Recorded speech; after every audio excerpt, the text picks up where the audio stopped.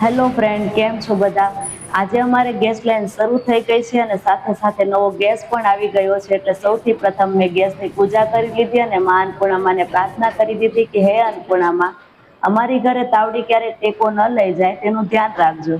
અને પછી એક કડાઈમાં ઘી ગરમ કરવા મૂકી દીધું છે. પછી એમાં ગોળ અને લોટ નાખી સુખડી બનાવવાની શરૂઆત થઈ ગઈ છે.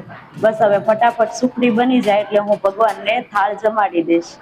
ઘરમાં કંઈ પણ નવું આવે એટલે કંઈક મીઠાઈ બનવી જરૂરી છે ને અમારા ઘરે નવો ગેસ આવ્યો એટલે મેં આજે સુખડી બનાવી. એમ પણ મોનિકને સુખડી વધુ ભાવે છે એટલે તેના માટે થઈને મેં આજે સુખડી જ બનાવી નાખી. આ છે મારી સુખડી તૈયાર.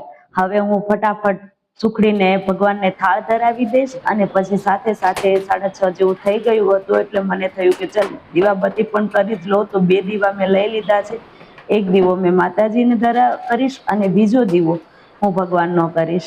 બંને દીવાને પ્રગટાવી લીધા પછી મેં સૌથી પ્રથમ માતાજીને આરતી ઉતારી અને પછી ભગવાનની આરતી હું ઉતારીશ.